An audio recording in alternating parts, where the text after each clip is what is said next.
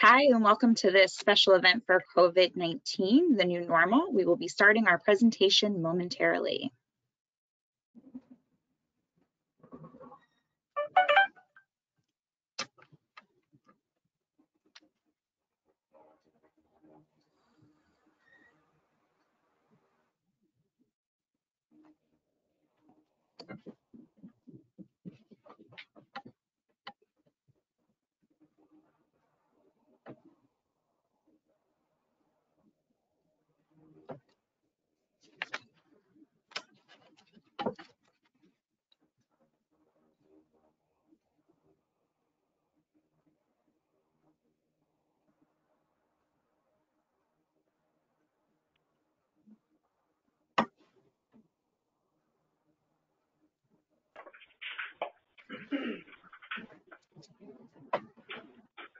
Use my workspace if you want. Sorry, I'm going to be on a panel discussion for the next hour. I really like it. Hi, everybody. Welcome. We are excited for this very special event. Welcome to the June 2020 Brinka Beacon. This is a very special program today designed to help address best practices regarding mail center risk and business operations affected by the COVID-19 coronavirus. This is sponsored by NACMS and by Brinka. So welcome and enjoy the webinar today. We hope that you learn something that helps your schools as they get started back up for the new school year. We're going to introduce now our guest speakers that we have today. Starting with Lee Holt. Lee is part of the NACMS Support Services. She's retired with 30 years of service to the state of North Carolina. She's an experienced business administrator with a demonstrated history of working in the higher education industry. We also have Monica Brink, with Bucknell University. She's the mail service and team leader for Bucknell and has been with them for over 16 years. She's an active member of the NACMS organization for over 15 years and currently their president for at least 5 more days until the new president comes in. So we thank her for all of her service. We also have with us Matt Sloan from Pittsburgh University, Director of Logistics and Print Services. Matt's been working with Pitt for over 20 years. He oversees central receiving, moving services, surplus property, student mail, faculty and staff mail, express mail, bulk mail, and printing services. Matt is an active NACMS member and currently holds a position on the executive board as the treasurer of the association. Next, we have Peggy Smith. She's the senior mail manager for mail and receiving services at Washington University in St. Louis. She's employed in various positions with Washington University for nearly the last 34 years. She oversees faculty and staff mail, package, and receiving operations for academic and medical campuses, with 4 mail operations servicing nearly 20,000 employees. She has 3 student mail operations for over 5,000 on-campus students. She's a member of NACMS for over 25 years, as well as held various officer positions. She's the vice president of the University of Mail Managers Association. And lastly, this morning, we have Paula Atkins. She's been in the mail industry since 1985 and has spent 15 years at WPAFB working in military mail. Paula has spent the last 20 years in the university arena, with the first 7 years in the advancement division working on mailing campaigns. In 2008, Paula transitioned to the campus postal and print operation, where she oversees the postal print and receiving for her campus. Welcome to all of our guest speakers. And then also on the Brinka side of things, we have Brenda Fick, president of Brinka in the shipping industry for over 30 years, and Joe Martinez, our vice president of Brinka. And he also has been working in the mailing and shipping industry for over 25 years. So again, welcome everyone. And now we're going to turn our program over to Brinka's Vice President, Joe Martinez. Well, thank you everybody, and welcome to this special Brinka Beacon event in partnership with NACMS. Brinka is pleased to provide the forum to have this important conversation with colleges and universities such as yourself. This session will be recorded and provided to you after the session is complete. NACMS will also host the video on their website for members and non-members alike. We hope you find this session informative. Now I'd like to introduce Lee Holt, who will be moderating the discussion today. Lee? Good morning, everyone, and welcome. We are so glad that you have chosen to take some time out of your day today to meet with us.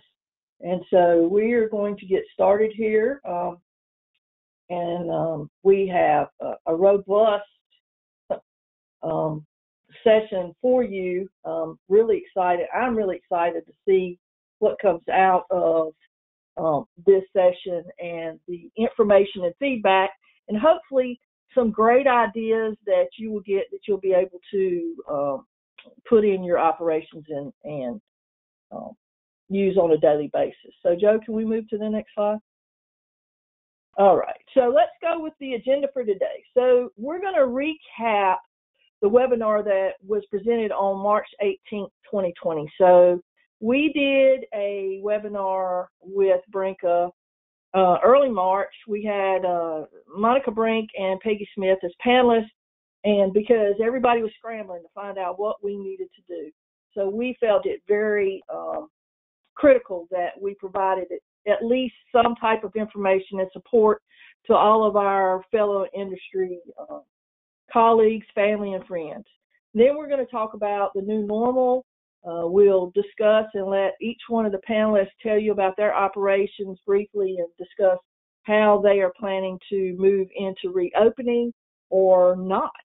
And then we have questions and answers that we're going to go through that were submitted through the registration process when you registered for the seminar. And also, if you have questions during these sessions, you can actually type it into the chat bar and we will get it to the panelists.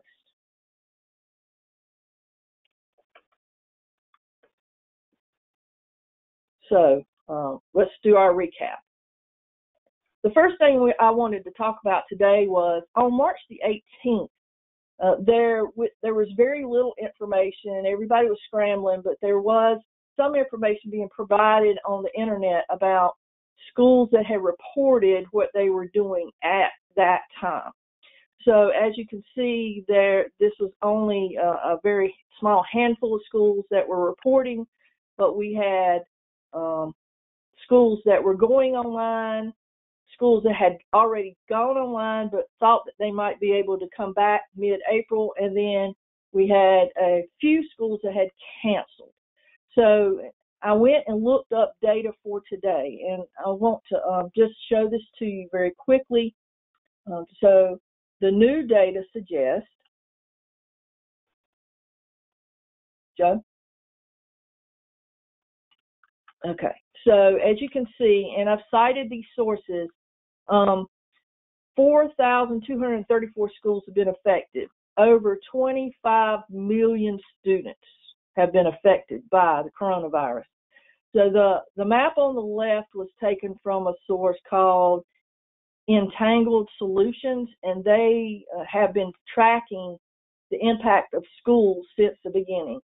The pie chart on the right is from the Chronicle Higher Education, and you can see that 64% of schools are planning to go back to an in-person session or education come fall semester. So what I've done is taken the percentage that has been reported on the Chronicle of Higher Ed and then extrapolated what that looked like from that 4,234 schools.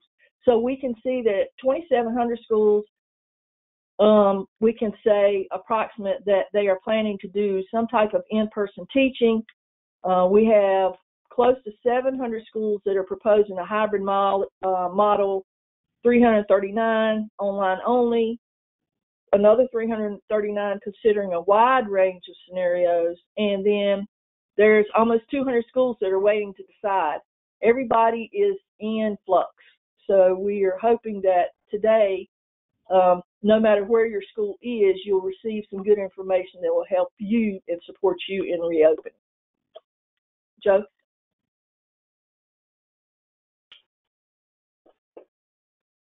Joe, you want to talk about that poll? So we're going to we're going to ask you to participate in the poll now. And we'll be sending that to the participants. There you go. And if you will, you can click on what you're planning to do for fall semester. We'll give you a minute or so.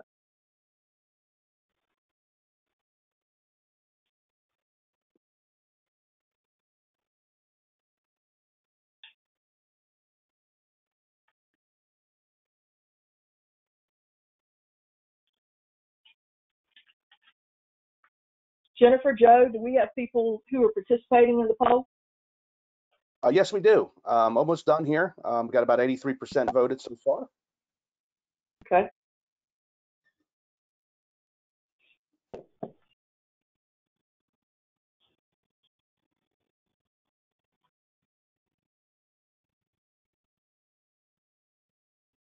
And I'm going to close the Also, poll and see what the results are. Go ahead. Okay. So here we are. Here's your numbers. Slightly different, but not too bad. So you can see that 41% of you are planning for some type of in-person education. So we're just going to continue to pray for y'all, because this is going to be a very difficult time. And then, as you see, all the other proposing a hybrid model. I think one of our panelists will talk about their hybrid model that they're proposing. So the one thing I want to say is, as we're moving forward in this session, also, if you have a question that you would like to poll participants with, please type it into the chat box and say, I'd like to know of all the participants, and we'll try to create a poll quickly so that we can get some numbers back for you. Okay, Joe. Moving forward. So we're going to just do a recap real quick and talk about what Bucknell reported, and then we'll talk about what Washington University reported. So as you can see, everyone started getting notifications about COVID in February. Early March, things started to change. Most schools that weren't in spring break were getting ready to go into spring break, and so they used spring break as a board to jump into what they needed to do. Events began to be canceled. Travel bans were instituted. Policies and procedures were quickly changed. Most places that had students on campus knew that they had to allow some students to stay on campus because of their just because of how they live and their living situations, where they're international students or otherwise. Bucknell asked Brinka to help them make changes so they could quickly target those individuals and continue to give them services. March 10th, plans were developed to support students staying on campus. So Bucknell encouraged gloves, but said masks weren't required. They extended hours for the students to be able to send items home. Students' workers were not allowed back in the mail space. But then after student mail was addressed, they had to quickly go to campus mail because it was also a priority. They stopped the mail carriers from delivering anywhere on campus. And then their plans basically became a 2-week plan with an option to change or continue. And then Bucknell actually had to move their operations. Because of that, of course, there was a lot to go on.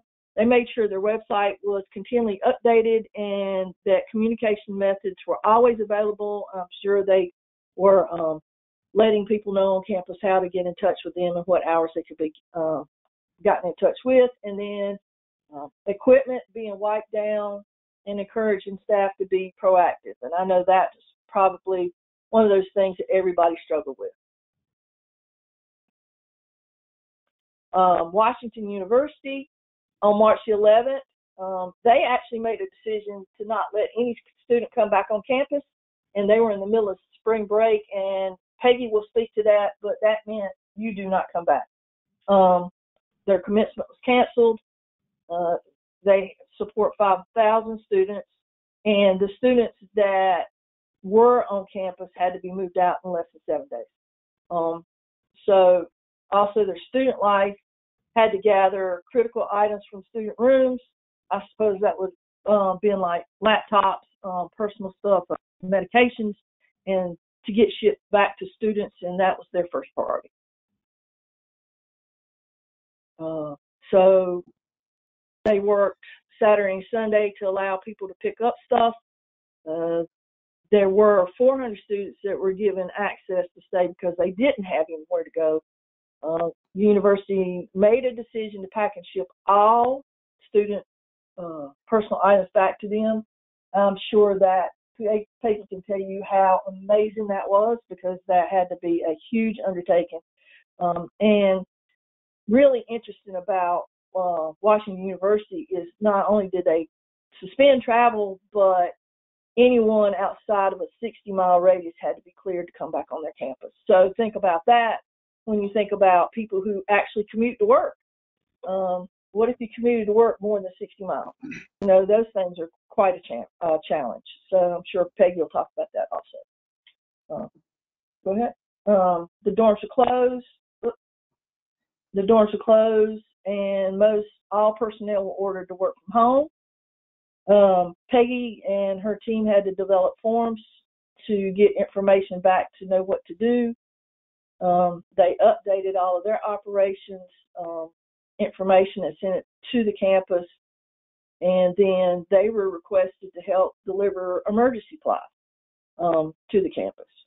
Go ahead. In an effort to keep staff working, they volunteered to work in other areas.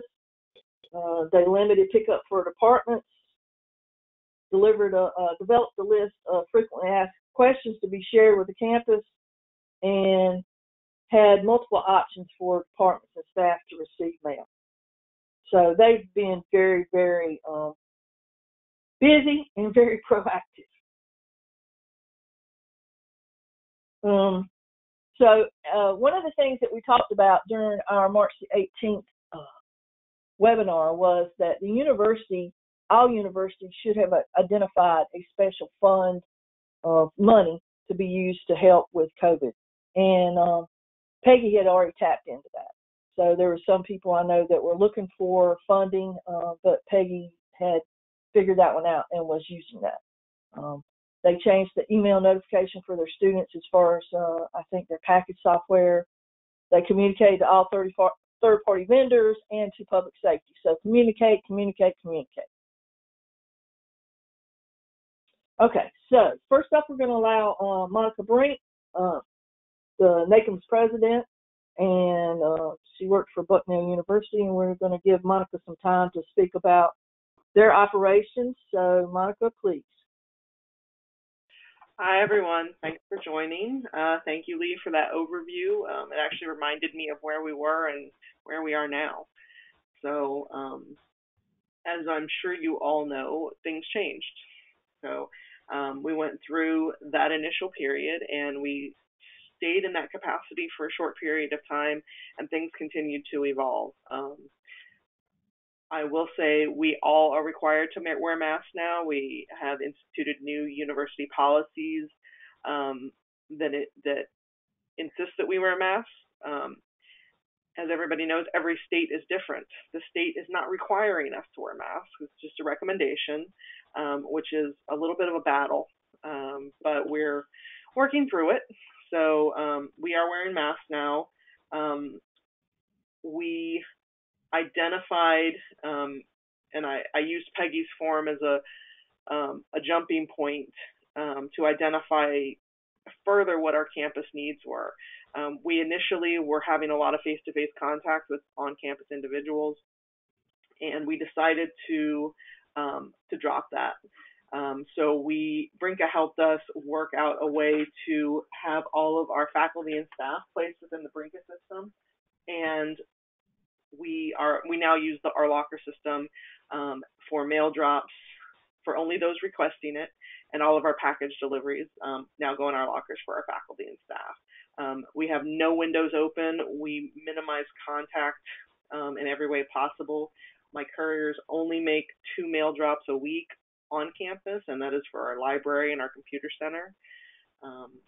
So things did change considerably from our jumping off point, and things seem to change weekly. We still make changes every week. The male staff has been the most highly visible presence on campus. We have rotating staff to mitigate all contact points. So yeah, it's been a really interesting challenge to keep everyone coordinated. It's certainly shown our necessity on campus, I will say that. So I'm hoping everyone else is having that same experience. So that's just kind of where we are now. And as you can see, I put in our basics. I also wanted to put in that we are a private institution, which does, I've noticed, make some decisions a little bit easier sometimes. I know state institutions, they have a few more requirements on them that we maybe do not. But we are trying to follow all state guidelines, so that does help us. Next slide. So Bucknell is planning to resume campus instruction fall 2020 semester. There were a lot of plans thrown out. There were 5 of them, and the school decided on this one. They have, I think, 5 different committees currently working in conjunction with each other to make sure everything is in place and nothing gets missed. So our semester will begin 1 week early on August 17th. We've kept all of our dates in place, but our fall break has been eliminated. Classes will end Friday, November 20th, and remote finals will begin November 30th and end on December 7th, which in some ways is good for us, but in some ways it does tweak our schedule quite a bit. So we just have to figure a few things out. Next slide. Just some key housekeeping points. Cleaning. Facilities actually went home for about a month and a half. They had a rotating reduced staff, and they are now coming on campus full force. So they're going through waves of cleaning through specific areas. They had cleaned previously, but I think it's even further now that they know people are coming back. They have told us that we will be tested for COVID before all the students come back, and all the students must be tested. So how that's going to work, they're still working out the details, but we have a large hospital network called Geisinger here in Pennsylvania, and we are working closely with them. They have an on-campus presence currently, so they're working with them to make sure we can get everything we need. Housing is working on plans for single and double occupancy and potential overflows. I know there's been contact with local hotels. They are still worried about an outbreak this winter and this fall. So we're trying to find locations where we can rehouse and quarantine students to make sure that we're not infecting others further. I know that's a huge task that they're still trying to figure out. And they only have about a month or so left to figure it out, but they're going at it. The classrooms, they're working on upgrading technology, trying to find outdoor space that they can use for classes. The upgraded technology in the classroom is in the event that there is another outbreak and they need to sequester the students in their rooms. They can still have access to professors, and the professors can still get classes while they're on campus. So we're hoping that that works well. Next slide.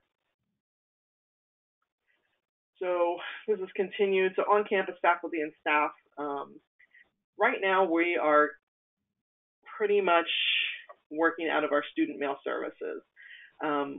We use our production center, but it's very minimal. It's been very minimal, maybe 2 hours a day at the most, when we were used to full 40 hours a week, sometimes more than that. August 1st is our potential key date. We're supposed to find out June 30th, hopefully when staff can come back. We, our county, well, I think the entire state is in a green phase right now. So that's working to our benefit. So we're hoping that August 1st, we will have full faculty and staff back on campus, but there's been no announcement of that yet. However, we're still working in a centralized location, and we're going to have to continue until they tell us otherwise. We anticipate students starting to ship their items August 1st, so we need to be out of student mail services to make sure that they have the space that they need back. We're hoping at that point to be able to move back to our production center, but in the event that that doesn't happen, we're also trying to identify space on campus that we can use for continued centralization if that has to happen. We currently stagger all staff. I don't have any staff working together continuously except for last week. So I had to have all staff in as all diplomas and caps and gowns went out over a 3-day period. So I didn't have the option to not have staff on hand. But we're potentially talking about cross-training departments further. That includes print, duplicating, and student mail to make sure that they can help us and we can help them, but also to not cross-contaminate so that if an individual does go out sick, it doesn't affect us. I was rotating staff, and we had a staff member come down with a fever, and luckily it was nothing. However, it wiped out 6 employees that couldn't come into work for 14 days. I literally had 2 people that I could allow to work. So lesson learned, we immediately changed our staffing scheduling. So we have not had that issue since, but we've also not had the cross-contamination of individuals. Student mail services, we are currently talking about opening our contract station, our service window. It seems the closer we get to the school year, the more people are showing up on campus and just knocking on our door. That's becoming an issue. So we are considering just opening our service window to keep some distance, because people tend to walk towards you, even though there's social distancing signs everywhere. We are working on how to eliminate as much foot traffic to the window as possible. Our print department and duplicating office are working on signage for social distancing. We luckily have a really nice roll-in printer that will print out floor graphics and wall graphics. So we're working on that signage right now. We're changing walkthrough areas. We're looking for more contact-free package pickup. Like I said, the flow changes have changed. We're talking about staff hours and how we can possibly increase them without affecting our budget. There's still a lot of questions up in the air, but we're moving forward in the process that we're hoping will work for the fall. But that's the slide. Again, this is just a summary, and things are still fluid. We're still changing things. We're talking about what needs done, how we need to change it, just to help us. And I know every school is different, so I feel everyone's pain. So, but if you have any questions or you need anything from me and I can help you in any way, please, there's my contact information. I'll be happy to answer any questions. Thank you, Monica. And yeah, we appreciate all of your support and your help, and just, being there to support the association and the membership also. And congratulations at the end of your appointment as president, and look forward to continue to work with you as you move into your immediate past president role. Thank you. So next, we will hear from Matt Sloan from the University of Pittsburgh. So Matt, if you please take. All right. Thank you, Lee, and welcome everyone. Just to go off what Monica was talking about, at the University of Pittsburgh, we are required to wear masks as well. Everyone has to take a training course, and we have to fill out daily forms before we arrive to work stating we have no symptoms, haven't been around anyone that does have symptoms of COVID, or traveled in any areas that are congested with COVID. And like Monica said, it is nice to see that, you know, our teams are getting recognized for all their hard work and dedication during this time, because it's important to get the mail out, parcels out, and moving everything around. So during, if we can go to the next slide, during COVID operations, the logistics and printing services team here at Pitt has been here since day one. Our faculty and staff mail center, student mail center, central receiving, moving services, and printing services have all been here. Go next. So our main faculty and staff mail center, we're operating on a staggered shift to enhance all our social distancing efforts. We immediately started accepting all UPS and FedEx parcels from campus. Everything got redirected out here to the warehouse. We quickly had to install a tracking system, an internal tracking system, to alert faculty and staff about these deliveries, especially detailed instructions on how to get them since we're off campus. And we had to open up our lobby here. We put up some plexiglass, social distancing signages for all the customers who are coming here to pick up their mail and parcels. But moving forward, we're trying to mitigate that, the amount of people who are coming here, who work remotely to pick up their parcels and mail. So we're looking to digitize our mail center. We're going to start scanning in all the mail, and they'll receive it virtually and have the option to have it recycled, thrown away, opened or scanned, held for pickup, or even delivered to a parcel locker. Next. Moving on to our student mail center, we quickly had to consolidate 8 of the centers down into one centralized location. As everyone on this call probably is neck deep in at first, was forwarding all the parcels out of those mail centers to the students. For any students remaining on campus, we utilized our smart lockers both for the parcels and the mail. And moving forward, we're looking to install 2 more parcel lockers at 2 more locations. And our end goal will certainly be to have smart lockers at all our student mail locations. We do have them for faculty and staff in 2 areas, but we're looking to branch out even further to a centralized location on campus. It's probably outdoors. And now we're working with our U-Store. This goes against retail. They're trying not to have the students show up to pick up their book orders. So what we're going to do is have a driver pick them up twice a day.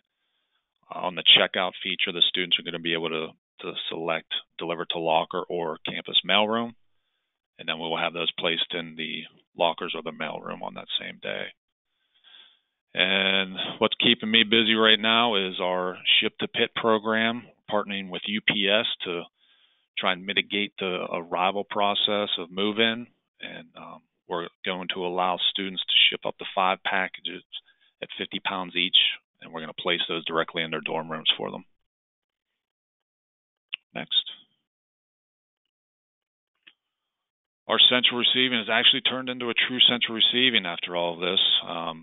Everything that was supposed to be delivered to the buildings on campus is rerouted to our facility. We had to clear out a couple thousand square foot of space to make room for all the PPE that's been coming in. We've accepted over 200 pallets worth of it so far. That's been keeping our drivers busy as the orders are coming through for this stuff. And the building receivers I have on campus are at the research centers. They've been doubling up on everything there because of what's coming in for research. These carriers are just dumping at the docks. They don't want to go up into the buildings. So our building receivers have been at it since day one here. And moving on to moving services. It started out with moving kids out of the residence halls, the ones that couldn't leave campus. We made room for them elsewhere. We had to free up some residence halls for the UPMC hospital workers. And starting this week, we started de-densifying our housing units.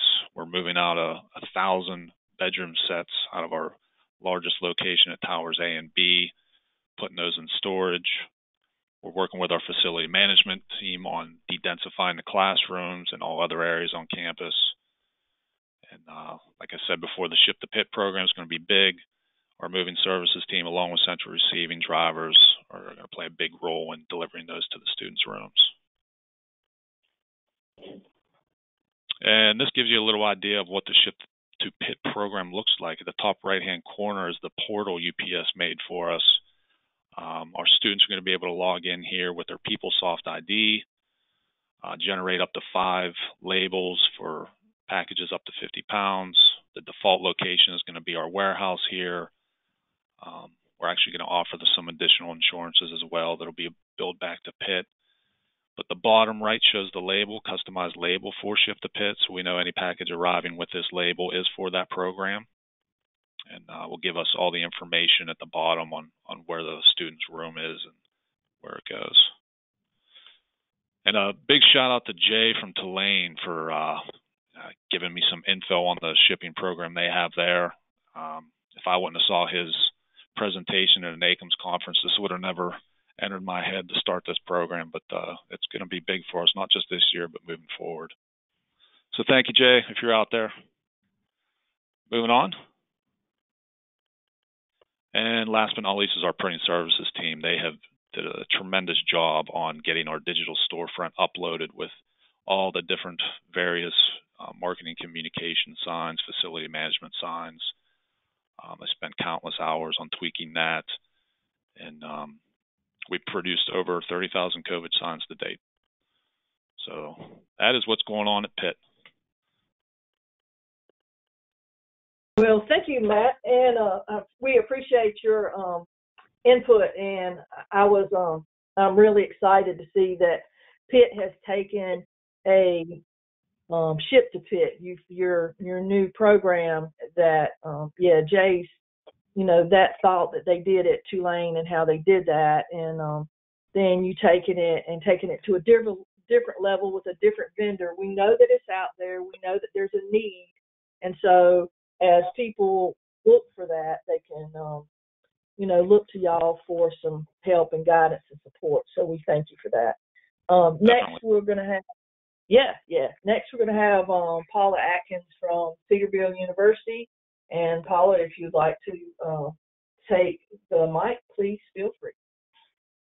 Okay. Good afternoon, everybody, and thank you for participating and for inviting me to participate. I have been with NACOMS for the entire 20 years that I've worked at the university, and it's been a fantastic organization. And I now presently serve as an NTAC rep for NACOMS. A little bit about Cedarville. We have, next slide, please.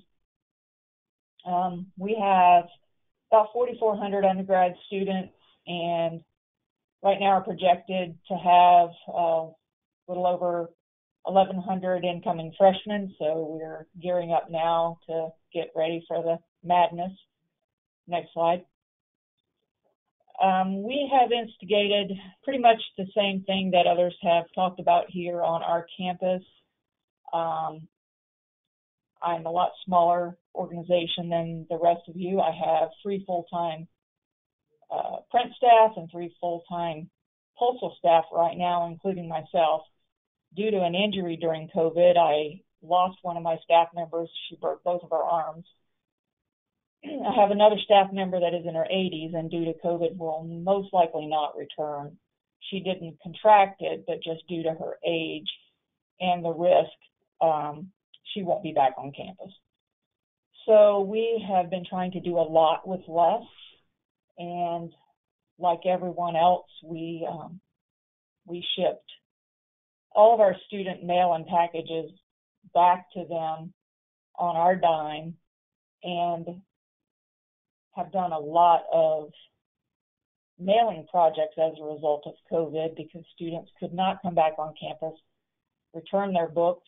We worked with UPS and sent return call tags to every student and received over 2,000 book orders back on campus for the bookstore, as well as shipping out numerous projects like the diplomas and Bibles to all incoming freshmen for the next semester. Being that we're a 4-year Christian school, the incoming freshmen receive a study Bible. So we had a large project there that we accomplished with 2 full-time staff in the Postal Service. we have had to quickly train the print staff to come to our aid, and they've done a fantastic job of jumping in and learning the automation software on the postal side, as well as whatever we've needed to jump in, and the cross training is still ongoing, but we couldn't have done it without our print staff. Next slide. Sorry, next one. I threw these together last minute when Lee asked me yesterday to participate, so I didn't get as lengthy, but we have basically put into place what everyone else has. We have put splash guards up on all of our windows. We do not have package lockers at this time, but do plan to. We have those projected for May of 2021, but to get, we've come up with a plan to move forward, not only for us, but also for our bookstore.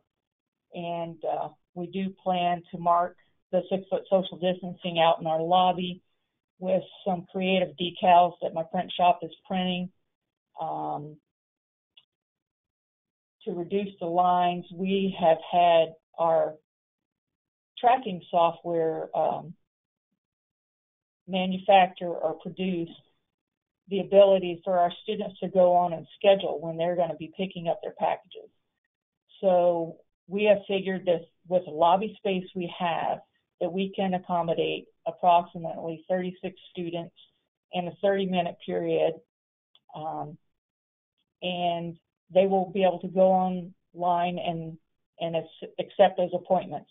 Any appointments that are not available will be grayed out. So we will also have the ability within this software to adjust as we go forward to meet our needs.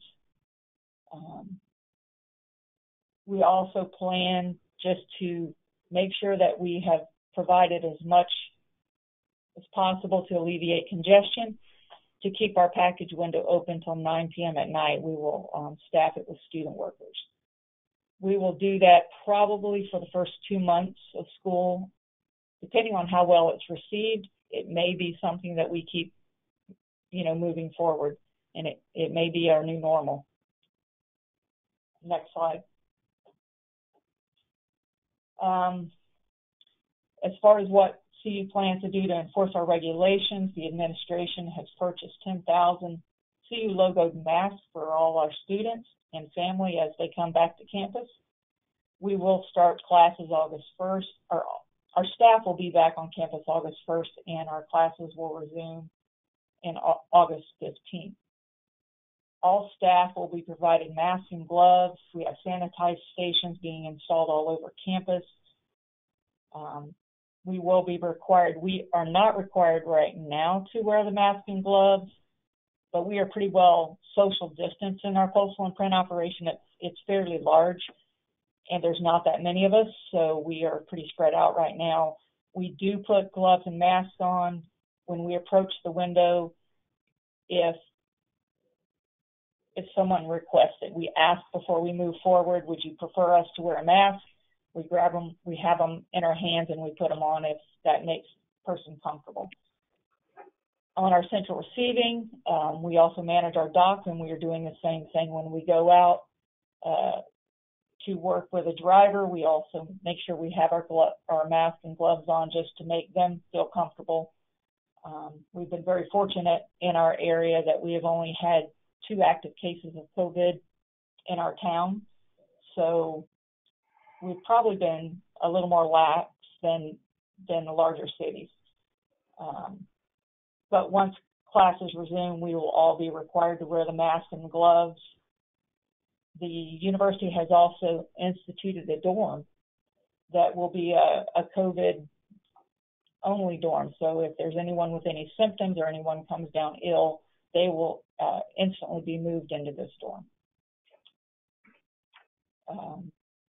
Next slide. This is just a little bit of our operation, some of our numbers for our incoming and outgoing mail. We are extremely busy during the school year, but we have also been extremely busy during COVID. It's just been a new type of busy. It has been fantastic for us, for our university, to see how much our print and postal operation is needed. We have, as you saw, done a lot of projects, and our print shop is rapidly producing COVID signage for all over campus. We have an HP 360 wide format printer, and they've been busy producing signage for every department and for everything across campus. Next slide. That's pretty much it for us. Like I said, we've instituted a lot that everyone else has, and we continue to evolve and plan ahead for the new normal. So if you have any questions, feel free to reach out to me. Thank you, Paula. We appreciate your making yourself available and being able to participate today, especially since we do have people that want to know how to handle student packages without parcel lockers.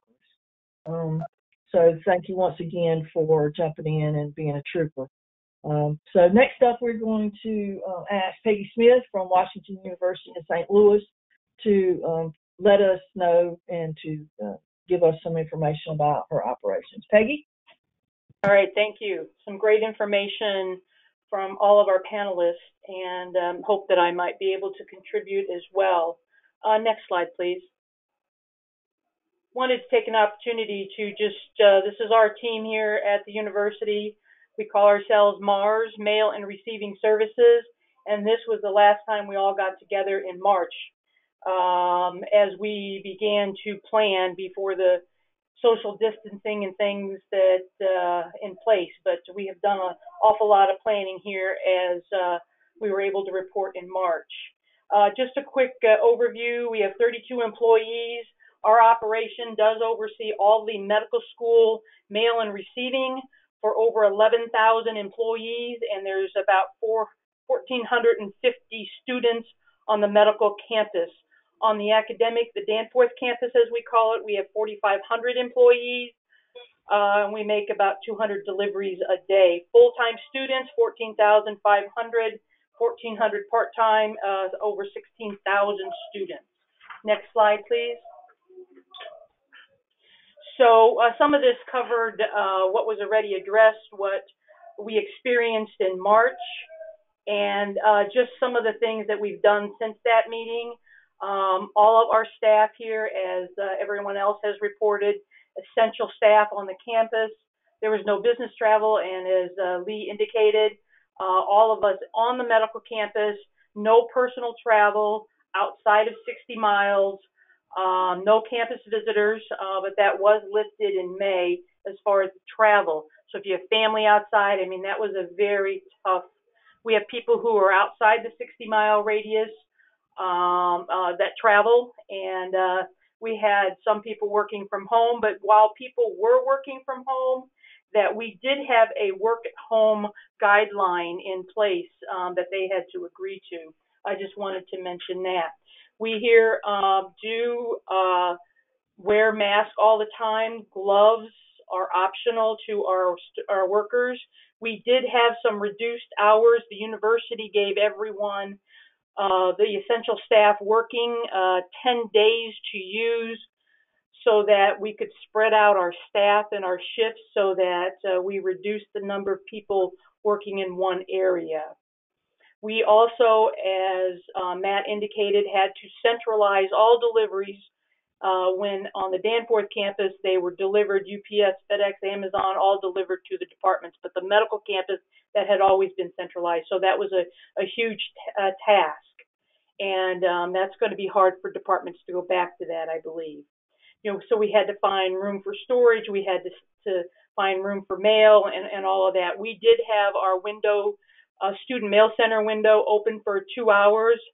And then also for our departments, like on call 9 to 11, you could come pick up, but you had to schedule. We would leave it out on the dock for people to pick up. No signatures, but pretty much by appointment for our departments, are delivered to their department if they wanted us to.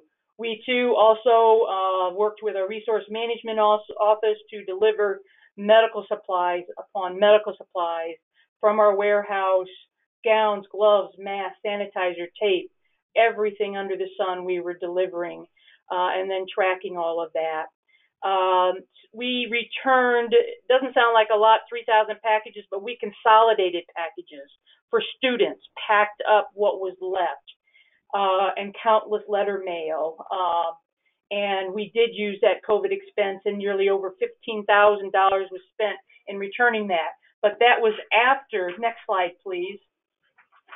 I just have to mention before I go into our fall planning that what the university did here is they used a moving company and utilized FedEx to help pack and ship things from the student dorms. Some things, things that were needed for class.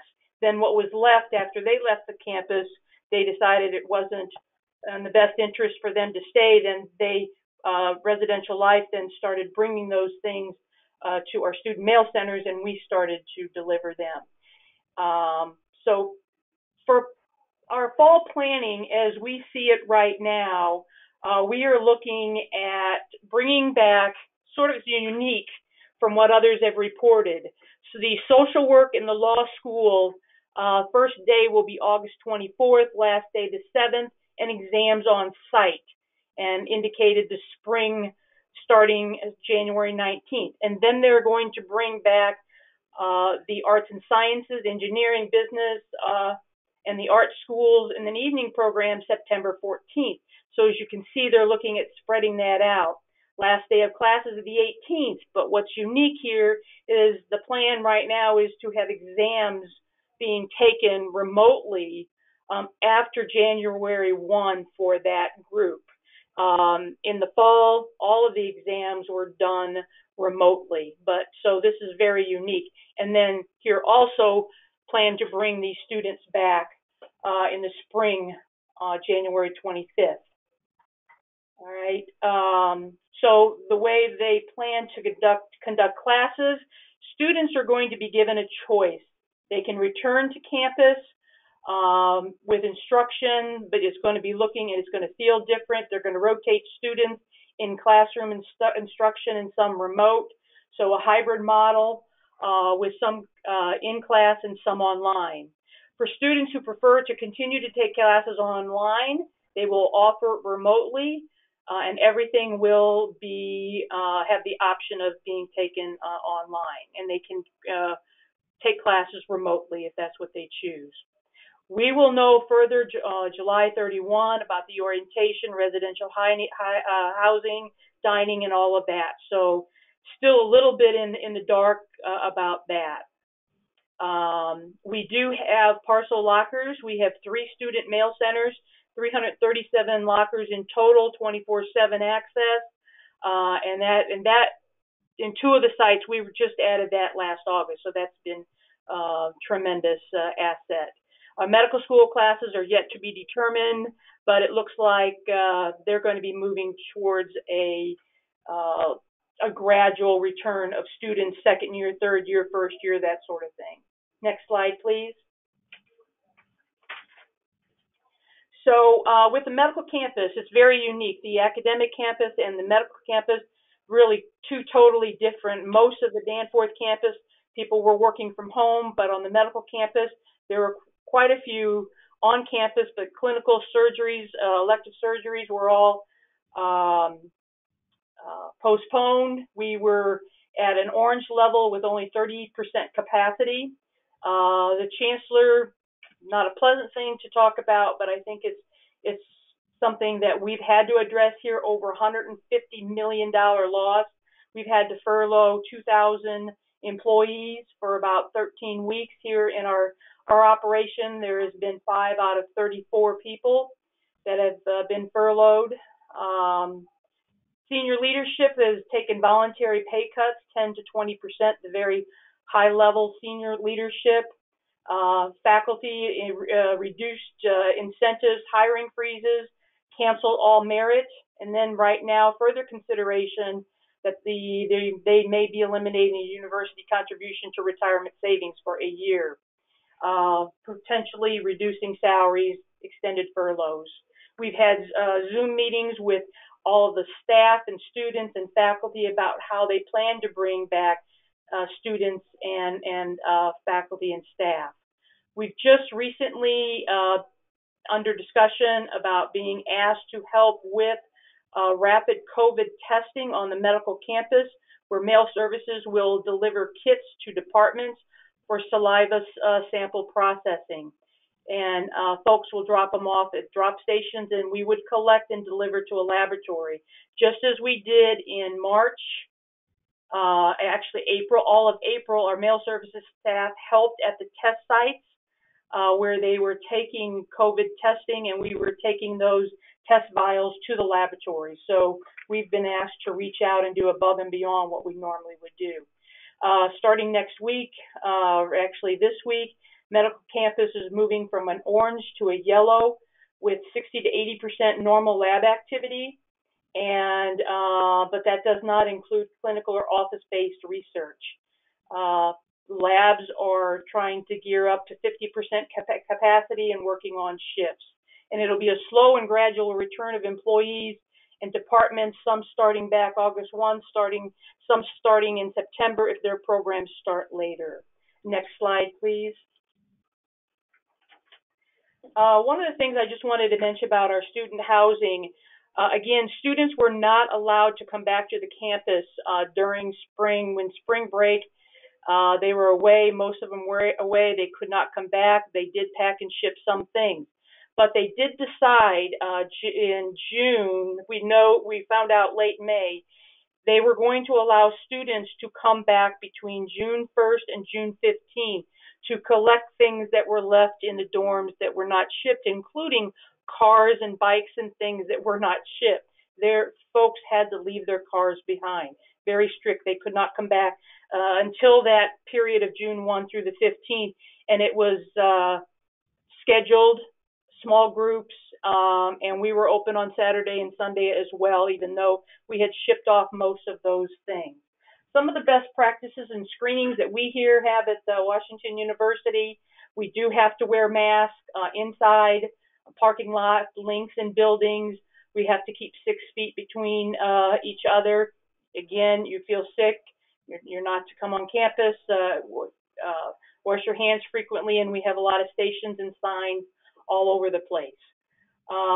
We will be bringing people back, giving them a week's notice. I believe Matt had mentioned we also have a screening that people take online before they come, and that requires you to take your temperature as well.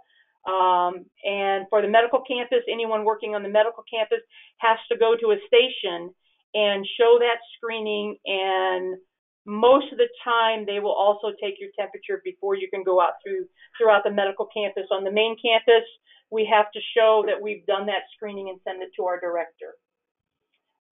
Let's see. And so I've mentioned some of the other things. With the academic campus, the Danforth campus has made up return to campus bags that will be sent, including masks, hand sanitizers, thermometers, a touchless door opener that Lori has been using, and others that have that to help you with opening a door, pressing elevator buttons and things like that, a tape measure, a lanyard and things like that. And we also had to do a web-based certification for employees returning to work, and managers received that verification. Next, please.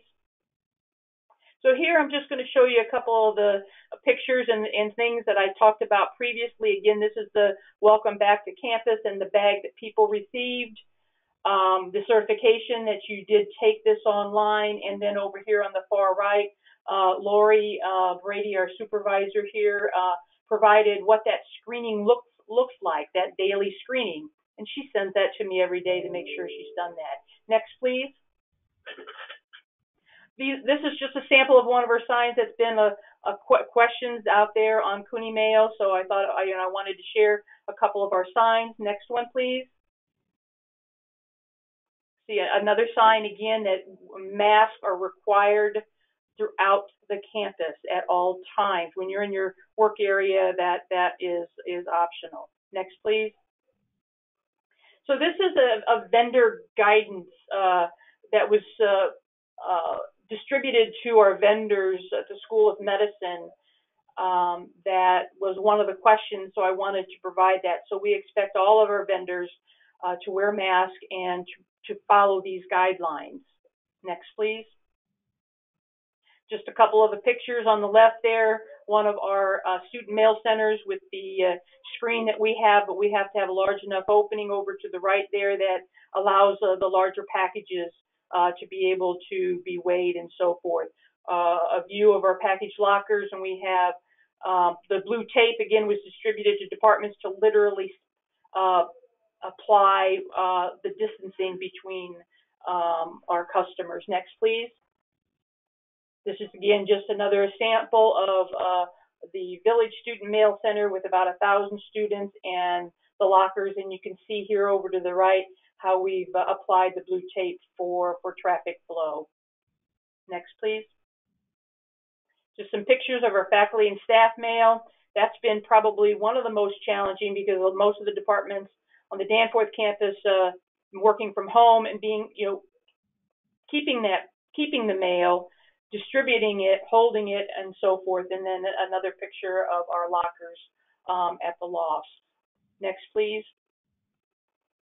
Pictures of our central receiving area on the medical campus, our staff wearing masks and handling, they're wearing gloves, and then one of our workstations where we put up plexiglass between the workers. Next, please. That pretty much covers it. There's one thing I wanted to mention, our 3 student mail centers. One of them was closed down.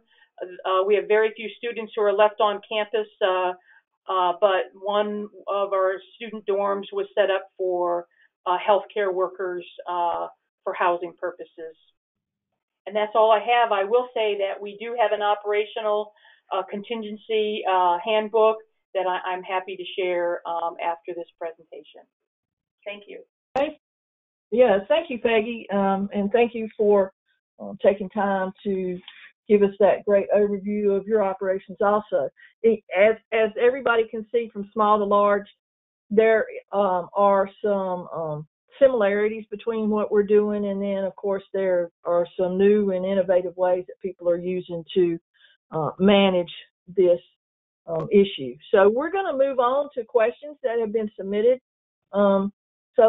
And I'm going to ask, the panelists have seen the questions ahead of time and they've agreed to answer different questions. So I will read the question and then ask a panelist to provide input. So the first question is, how are you enforcing rules and regulations that your institution has put in place? So Paula, would you be willing to give us some insight into how you're enforcing those rules? Yes. As I mentioned earlier, we have the splash guards put up not only at the postal window, but also at the print shop window. We have created creative decals for social distancing on the floor and is also providing that for other departments across campus. We will be requiring, we're not at this point, but we will be requiring that everyone wear masks and gloves once school has started, and the university has provided those masks with the CU logos. We will also be instituting that same process on our loading dock, so that as we're working with our different shippers and receivers, that we are keeping our vendors safe as well. Okay. All right. Thank you. And Peggy, else. Yeah.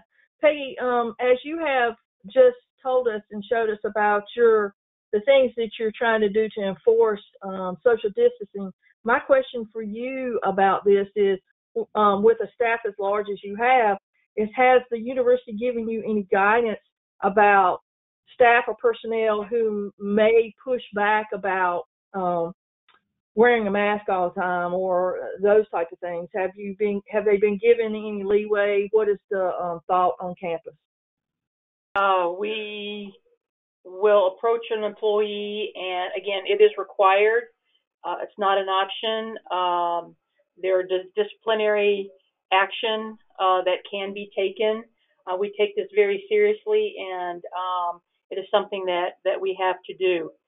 I just have to say here, just today, we had, and this is how serious we take this, we have one of our employees who reported this morning that they were in contact with someone at dinner last evening, reported it as they should. They were asked to leave and quarantine for 2 weeks. And again, we've had other incidents. We've had to have our areas sanitized. If we've known that there was someone that might have come in contact, we had a serious situation where someone was in our receiving area and did have COVID, did test positive, and we had everything professionally sanitized. Okay. All right. Thank you for that input. So if no one else has any input, I'm going to move on to question number 2. So question number 2 is suggestions for social distancing in a lobby that also doubles as a lobby for dining or other businesses. Monica, would you like to speak to that? Monica might be muted. So let's go on to. Sorry, I'm on. Sorry. Oh, okay. Yeah, sorry, I started talking, forgot to mute. If for anyone who hasn't seen my area, we are in a corner location, and to the left of us we have what we call the hearth space, which is a gathering area for students to study, as well as some departmental areas. And then on the north side is our dining facility. So I completely understand this question. We are using a mass amount of signage. We are placing markers for social distancing, as well as upright signage. We've actually placed pipe and drape across one end of our locker banks because there's 2 entrances, to only allow entrance from one area and to separate the window line from the locker area. We also have a contract station next to our mail service window, and we're creating additional signage there for social distancing and the line to be formed. We did de-densify our hearth space area to allow for social distancing and minimum spacing between individuals. And in talking to dining, where our entryway is, they are creating entry at the opposite end and exiting where we're entering. So that will allow space to not, they'll come into minimal contact. Literally, it should be in passing and no more.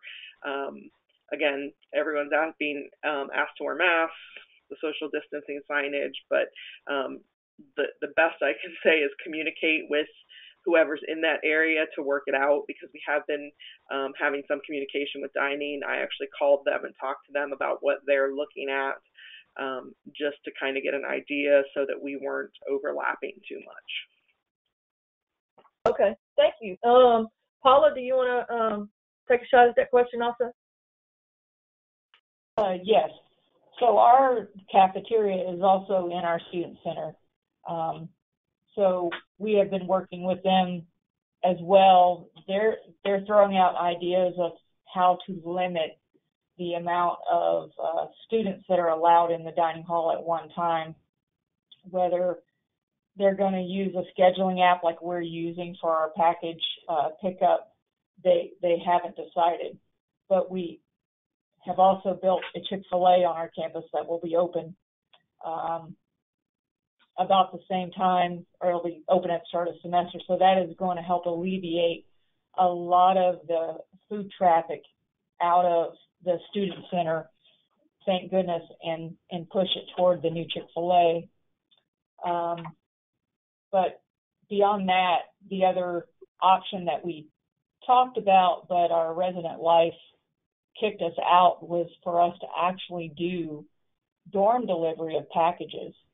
Originally we had planned to sort all of our packages, deliver them to the dorms at 3 o'clock every afternoon, then hire students in those dorms to deliver them to the rooms or to set up pickup stations in the dorm.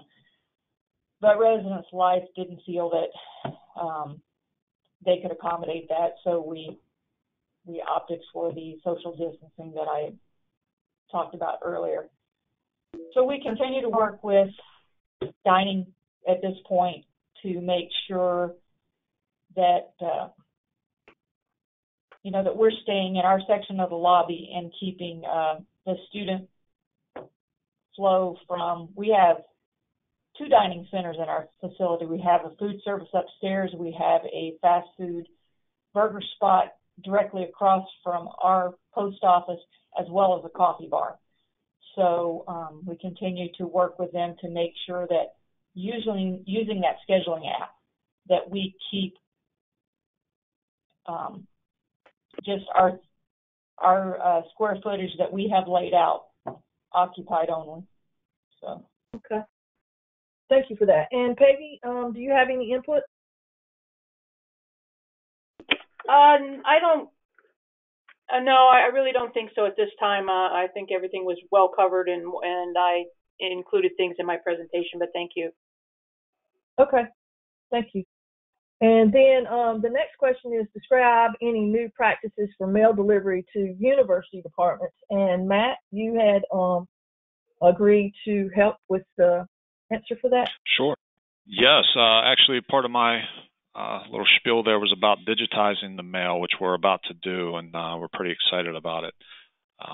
It's actually going to allow us to have remote sorters who can sit at their home and actually sort the mail virtually in the mailboxes. So what I'll have is a two-person team here that's going to scan in all the mail every morning, and I can actually have workers sitting at home that's going to take that mail that's been scanned into the portal and start distributing it out to where it goes to the university. So we're pretty excited about that. It's going to give them the opportunity to give us feedback on what they want done with that mail then, whether delivered to a parcel locker, held for pickup, or recycle it. And then we'll be able to have all the analytics behind that on how many pieces we actually recycled for our sustainability efforts as well. And Matt, let me ask you just with that. Let me just ask a question. Are you talking about, so you're talking about faculty and staff, departmental mail, not really student mail? And not really student mail. Are you talking about only first class, only business mail? Or are you intending to touch every piece, all the standard rate and everything? Every piece for all faculty and staff. This doesn't include students at this time. I know Dawn McCarty's doing something similar with students, and but we're doing it for faculty and staff right now to help with all the remote working conditions, and it's been trying to keep people away from the warehouse coming to pick up their mail. So they're going to get it quicker, right on their desktop, and be able to select if they want us to open it and scan the contents to them, and we'll have their approval on file. So if you see a trend where faculty and staff are telling you that they don't want their standard rate mail at a large, your percentage is 95% or something, will you then maybe address the fact that standard rate mail is not? That's part of our discussion, and as we see the analytics behind that, we can set up defaults to where it's automatically going to be recycled based on their decisions. And there's going to be some departments out there that just want their mail every day. It's like certain law school. I know they need to have the hard copies. So we'll probably default their selections to delivery. But as we see the analytics behind everything, then we'll make our changes to help with efficiencies. Okay. All right. Well, that's great. We'd love to see. I think that's a new presentation at the next NACOM's session. We do a webinar on that. I think that is something that we've discussed that's really new technology that we've discussed for years and years and years, but I hadn't thought about that. So you brought something to light that I really want to look into. So great. We're excited. Anybody else have any new practices? This is Peggy. The only thing I would like to say is that we've given departments the option of working from home, that we mail to them by priority mail, first class mail, and that is covered by the COVID expense. Again, so they do not have to come to the campus, minimize their coming, but they still have to take care of business.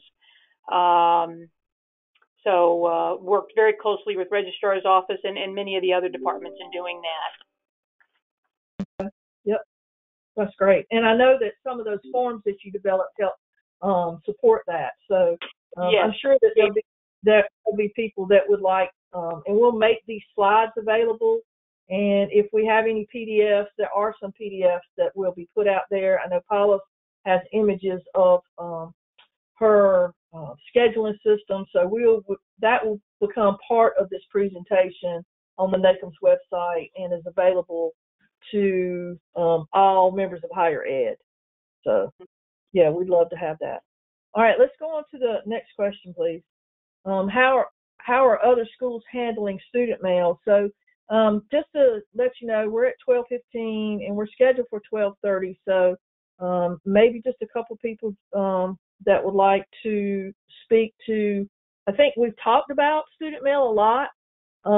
If there's somebody who really has something that they want to share, please let me know who you are and we'll move forward. So does all the panelists feel that we've pretty much answered that question? We'll move on. Okay. All right. So we're going to go with which mail delivery method would be deemed safer for dealing with COVID? Individual mailbox or high density virtual mailbox? And Monica and Matt have agreed to answer that. So Matt, you want to take that one first, and then Monica, you can go. Sure. I'd say the mailboxes for the high density mail, you're going to have a line. Even though they do get the notification, you're still going to have a line of people coming to pick up their mail, multiple people handling it. So what we're doing is putting it in a box for them, and they can retrieve it at that time and not worry about lines and keeping social distancing. A parcel locker? Parcel locker or a mailbox, depending on what we have at that location. Right. Okay. Monica? I'm in agreement with Matt there. We have the high density mail folders, and we're planning to use them, but we're also in talks about how to daily make sure we're getting as much into the lockers as possible, because we do see that the lines are going to be an issue, which is part of our extending our hours to later in the evening so that people can come for longer periods of time, so the lines won't be nearly as long. We've also talked with some of the on-campus people, like public safety sends out parking passes, and that's a huge bulk at the beginning of the school year. So we're talking about offering up a student to sit in the lobby to distribute that stuff instead of it coming to the lockers, since they can come for a short period of time. We think that might be a better option, but I would agree. I think the less you handle the mail, the easier it will be for everyone. Right. Okay. All right. So we have describe any safety measures for packages delivered by outside vendors. Peggy, do you want to respond to that? How you keep, I reckon, packages and vendors safe and you safe? Sure. Again, we have signage at our dock areas, and we sent notification to our vendors, and we require them to sign that. And we report any issues that the vendors are not complying. Again, I provided a PDF of some of that communication. Okay, and Matt, do you want to, since you're receiving also? Yeah, actually, it could really transform the way we handle things here at Pitt. Allowing all these delivery drivers on campus for 100 different buildings, forcing all those deliveries to one centralized location here at Thomas Boulevard. That could be the norm moving forward. Not allowing those trucks back on campus helps with sustainability efforts. Only our Pitt drivers will be going in and out of buildings. I can actually have the K9 unit here every day to scan the packages that are arriving. It could be a big boost to our central receiving operation, actually. Right. I concur with that, Matt, Peggy. Yep. Yeah. Yeah. Okay. So then we're talking. Somebody has asked about long lines, and so Peggy and Monica, y'all had agreed to provide some input. But how does somebody deal with? Do you really think there will be long lines? What will students? So Peggy. Well, I think we're going to see a smaller population living on the campus, so it might be less, but I really think we're going to have to do something in the way of by appointment, by alphabet. We're still working through all of that. We are looking at potentially having a person, a monitor, to only allow so many people in the lobby at time. We have one large area where we're going to have to probably divide it off where the mail is, where the lockers are. So a lot of that is still being we've got a couple months here to try to work all that out. But I've learned a lot from the folks on the call today.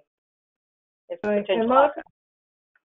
We're in the same situation. Like I said, we have cordoned off area. We're working on the signage to put down to limit that, and we're working on deciding what hours would work best. We did talk about an A to Z, this group from this time, this group from that time, but it's kind of difficult with class schedules. You just don't know what their class schedules are. So we're trying to figure out what would best work for who's on campus. And again, Peggy's right, trying to figure out who will be on campus and who will be deciding that they just have to do it remotely. So the one other thing I would like to say, that to work closely with your residential life office. These are decisions we cannot make on our own. So we do interact with the residential life administrators in making these decisions. Okay. Yes, we've gotten to know ours pretty well too this year. Good input. Okay. Move on, please. We're about at the end. If your campus is unable to purchase package lockers currently, how are you planning to handle package delivery? Paula, can you just give us a quick recap again, and we will share your images. Yeah, sure.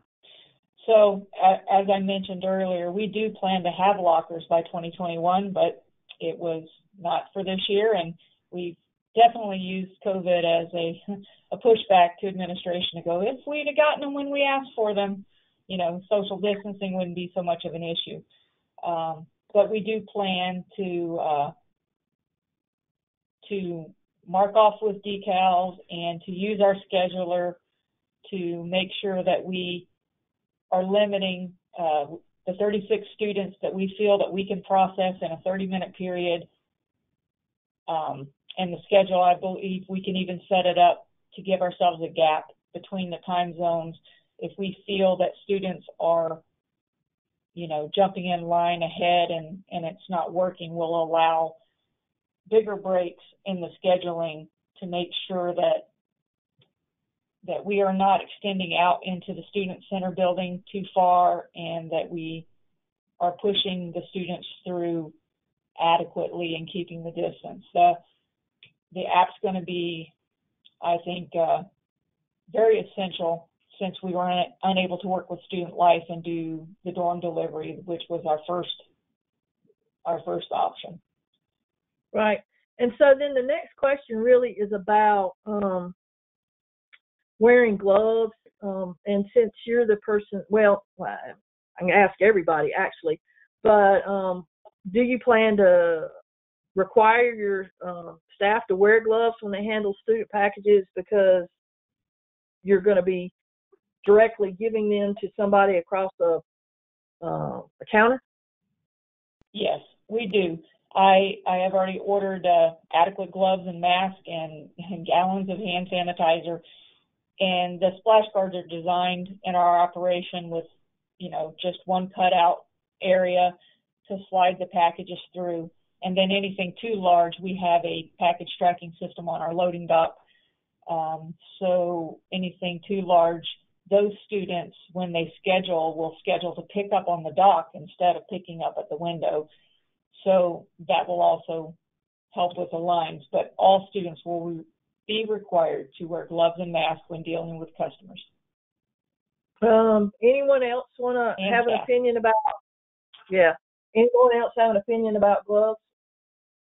Yeah, we have gloves. We provide gloves for both our on-campus staff and our student mail staff. And at this point, we encourage it. It's not a requirement. Our student mail staff does wear them at all times, but again, not a requirement, it's just a request. At this point in time, I don't see that we'll be fully requiring that at any point. But again, we want to make sure that, and I tell all of my employees, whatever makes you comfortable, if I need to provide that, I will. But they're not enforcing gloves at this time. They're just enforcing the hand washing and hand sanitizers, which they've upped on campus. Okay. And so we have one last question. This question came from a panelist on the West Coast, and so it's interesting that this question came out. I'm going to ask Monica to at least explain why we've put this question out here. What if any plans are being made to help support student voters who have registered with their on-campus address who are being affected by the school's reopening plans? So, Monica? Yeah, so it was interesting that this question was brought up because I actually had a staff member bring it up to me just last week. So when this question came up, I said, it's not the first time I've heard it, to be honest, and I actually heard it from someone else saying it was brought to their attention. So we don't have answers at this point. There are some things that have been brought to our attention that may potentially help this. So we are planning a webinar in about 2 weeks' time. We actually have one of our other business partners has an option that we may be able to use to help this moving forward. So please keep an eye out for upcoming plans for a session on this. Okay. Lee, and if you have to elaborate, please do. Yeah, and so I would just let you know that I had reached out to Monica and Kenny actually a few months ago because it came to the attention of Michael Sanders, who's the CEO and president of Intramail Network, or runs Waste Free Mail, about voter materials that were being recycled because they're standard rate mail. And we had started working on a process to help support student voter registration. We found that there is a huge need for this. The USPS headquarters has actually reached out to NACMS and asked what are schools going to do to help support student voters in the November election. So anyone who is interested, there will be information that comes out. There will be a webinar. It'll be a brief webinar for like 30 minutes in a couple weeks. We're trying to get that scheduled so that people who are interested can attend. We'll send that message out through our normal processes, through Cooney Mail and through the NACMS membership list, and it will be open to all schools that want to participate. So as we are ending, we have gotten right to an hour and 30 minutes. Joe, if you want to flip over to the next slide. We appreciate all the panelists and their participation today. I am so pleased and excited because this just came together the right way, and we finally figured out how to do this and support each other. So if Brenda or Joe want to have some final comments, thank you so much, everyone, for your participation. This same webinar will be given this afternoon, but there will be different panelists on the webinar, and it's for the West Coast. But if you would like to participate and hear what they have to say, please feel free. You can register, and if not, this session will be on the NACMS website. Joe, Brenda?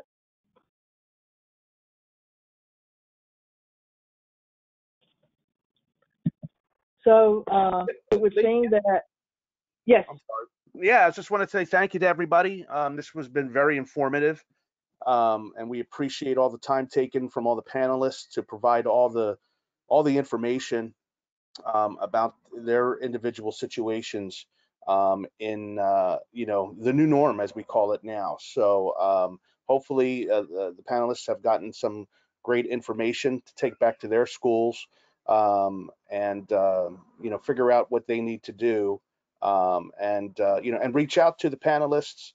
And obviously, if there's any questions, you can contact Brinka, and we can put you in touch with any of the panelists here for any follow-up questions or information. Okay. Well, thank you, everyone, and we will see you soon. Thank you.